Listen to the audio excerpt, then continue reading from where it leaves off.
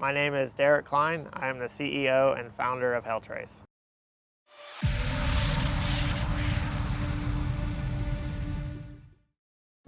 So I am here today to talk about the journey and the history of HailTrace and how we got to our 10-year anniversary.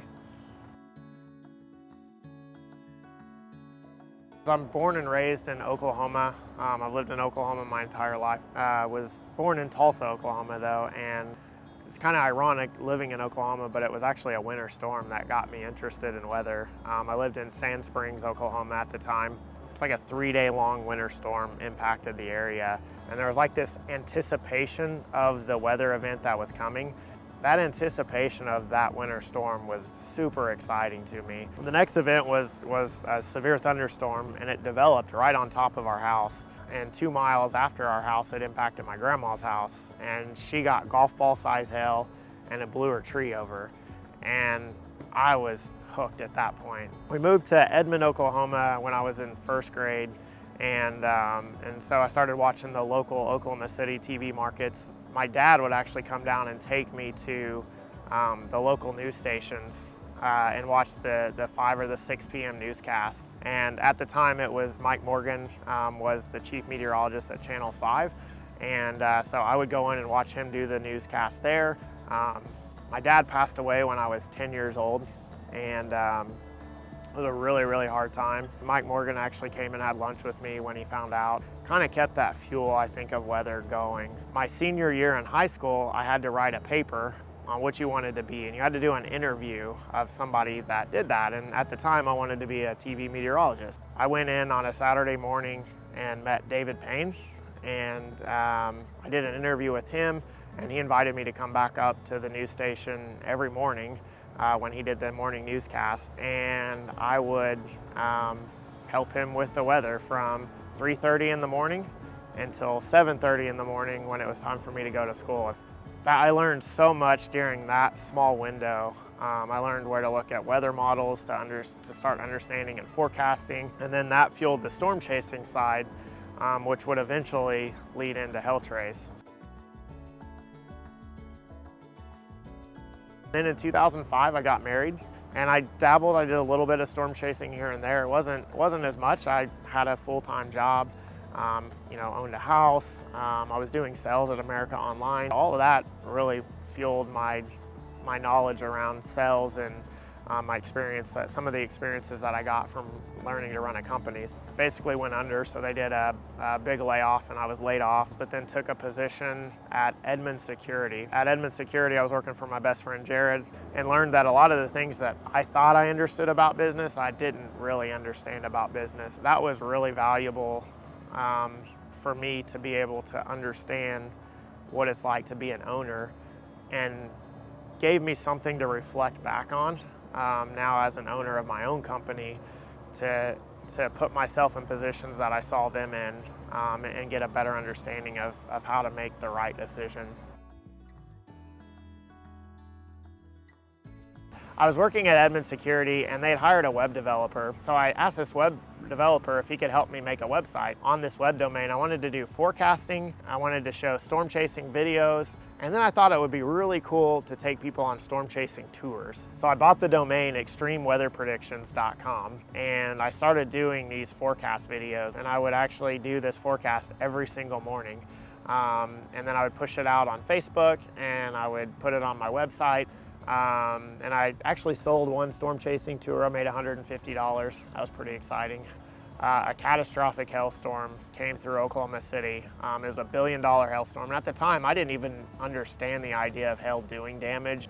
A contractor that was a friend of my mom's asked me if I would make her a hail map of that storm that happened. And it kind of triggered the idea that, hey, this might actually be a better business idea than taking people on storm chasing tours. Decided that was the direction to go. I want to say May of 2013 is when we switched everything and went to HailTrace. So in the early days of HailTrace, Leah and I, we didn't have a lot of money. We didn't have a lot of resources. My wife worked at our church, Life Church. They were nice enough to let us use a lot of the resources that they had. The day that I quit my full-time job, which was in early February of 2012, we had purchased a booth at the International Roofing Expo in Florida, and we had to put a booth together, and we didn't have anything to put that booth together. So we used resources that our church had. I think pretty much the only thing that our church didn't provide for our first booth in 2012 was the brochures, the couple of picture frames that we had of radar images. Everything else was provided by our church. We rented a U-Haul trailer and we drove from the church parking lot right here. So like we walk in and there's just massive stuff everywhere. We didn't even know what we were doing, to the point that we didn't have our logo on anything. We didn't have the name of the company on anything. We met a lot of people, and a lot of those conversations came to fruition on March 2nd, 2012. That morning, my daughter Jasmine was being tested for epilepsy. She had to stay up all night long, and so I volunteered to wake up with her because I knew there were going to be storms that were going to fire at like midnight or 1 in the morning, and I knew that I was going to have to track those storms. There's hail everywhere, and so I have to go to the hospital with my daughter for her epilepsy test, and I spend all day, and I actually have a sales meeting after that, and so I go through that sales meeting all in the time all these hailstorms are happening, and nobody is tracking these hailstorms. So I start mapping, and I come to find out that my computer is not good enough to map these storms. And I start downloading data to find out that our internet was not fast enough to download the data. So I drive back to Edmond to our church, and I sit in the parking lot and download radar data. I drive back home, so I map storms all night until 7 a.m. the next morning, finally get them all done, and I go to sleep at 7 a.m. for an hour and a half, and then my cell phone at the time starts ringing. And it's people from the International Roofing Expo that are now calling because all of this hail had occurred, and we started making sales. That was kind of the day where, one, I realized how much work it was going to take to do this, but two, it was also the day that I realized we had a shot. So there was a day that we finally decided to hire our first employee, and it was actually in November of 2012, and we definitely didn't have the money for it. We had gotten to a point where it was like September or October. You know, we made enough money, but it wasn't going to carry us until January, and I knew we didn't have the savings to be able to continue to support the company going forward. And I was in this business mentorship class with my church. And I'd been introduced to a guy named Richard Milligan.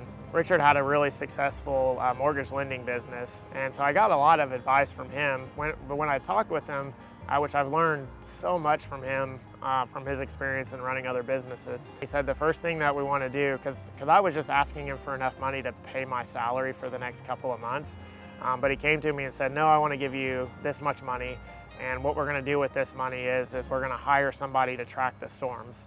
And we're going to do that because you're the best sales rep that HailTrace can have. And so I want you to go out and sell your product. And so that's what we did. His name was Justin Hughes. We'd gone storm chasing together a bunch of times, and he kind of understood the dynamics of a hailstorm. And so he was able to really get in there and track those hailstorms well. And he was the perfect hire. I think we were able to really learn a lot from each other. I was able to learn how to lead a team and how to lead an actual employee, and then he was able to learn a lot about weather and hail and storm chasing from me, and it was a really, really good mutual relationship and how it worked, and I think we were the perfect fit for the position where we both were in life. So the company has definitely changed a lot. Personally, I've learned so much, and I still have a lot to learn. So as we continue to grow, we continue to build our process out that enables us to do things that we never thought were possible. We've gone from a website where I created it personally to having Austin, our lead developer now, who first redid our website from scratch and then built us a mobile app. that was custom built for the product that we've done, to where we're now integrating different types of meteorological technology into it. We're integrating different types of data into what we do. So I think the dream continues to get bigger. I don't think that's changed much. We've always kind of been big dreamers at HailTrace. I've definitely changed a lot as a business owner, but I've also kept a lot of things consistent as well. I knew that I had the ability to affect people, whether it's positive or negatively, and I wanted to have a positive effect on people that I came across in their life, whether that's a customer or an employee. I knew my number one priority was to continue to have a positive effect and care for the people that were around me. Outside of that, though, where I've grown the most has been in leadership. And that just comes from the people that I've been able to put myself around. So whether that's my pastors at my church, other business owners, I've learned a ton from them. Attending trade shows and different conferences and lunches, and just taking in all the knowledge. My business partner, Richard, has taught me tons and tons of stuff. I've had 10 years of being able to do that with the mindset of trying to learn and get better. And I think the driving force behind it has been to be able to pass that information along to the people that I come in contact with to make them better. Personal sacrifices, I mean, the biggest one is time. There are numerous weeks where it's 80 to 100 hours. For me, priorities, I like to look at things as seasonal. And so I can have seasons of lots of work, but it also has to come back to what your priorities and what your stances are in life. So to me, God is number one, my wife is number two, my family is number three, and then HailTrace is number four. So while HailTrace sometimes will move into a higher priority because it's a season of where I have to put in a lot of work and a lot of time into that, trying to figure out that balance can sometimes be really difficult. And so, sometimes that looks like putting in 80 hours in a week, and then instead of going home and saying I'm gonna rest because I'm tired and I've been beat up, to saying, all right, kids, let's go to the park, let's go play, let's or all right, Leah, let's go to dinner tonight, because that's the sacrifice that they're making. My sacrifice has to be, to give them what they need back in return. And that's how we can kind of keep that seasonal side of it. We can understand that there is a season where it might be a little busier, but then there's a season where it won't be. So we have trade show season, which is early on, where it's a lot of travel. Then we have storm season, where it's just super busy. And then we have the fall and the winter, where we can kind of do things that others don't do. There definitely is a sacrifice because we live a life different than everybody else. And for the first 7 or 8 years, we didn't do any of the fun stuff either. So it was work. But we've sacrificed enough, and so we lived life differently back then, and now we live life differently than other people today. One of the big things that I'll always remember is, people like coming in and working on the weekends when you don't ask them to, working in the evenings and late nights, getting up at 5 o'clock in the morning to send an email out without being told because they understand that helps us make sales. It's hard to put a measurement on that, and the only thing I can say is they have the same dream that I do, and so it's kind of amazing to watch them push that dream forward. I still remember the first day that John moved to Oklahoma, and John's parents, some of the nicest people. I remember helping John move into his apartment and unloading all of his stuff. That was a really, really cool day. I remember the day that Heather also moved in and meeting her parents. And if you don't know, John and Heather, they both moved from across the country to come work here. So that was really, really cool. So you remember hiring your first employee, and then you hire a second and a third, and you're paying these people. And it's really cool when they go and purchase a car, purchase their first house, which is still amazing to me that this business has helped somebody build a home. We've had employees get married. We've had employees have children. So I think some of those are probably some of the best memories that you have, and just understanding the role that HailTrace plays in their life and their ability to do the things that they want to do, and be successful and hit the goals that they want to hit. It's amazing that this guy that knew absolutely nothing about roofing or restoration or insurance 10 years ago, you guys have taken me in. You've allowed me to get to go storm chasing and be paid for it. You've allowed me to track severe storms all across the country and be paid for it.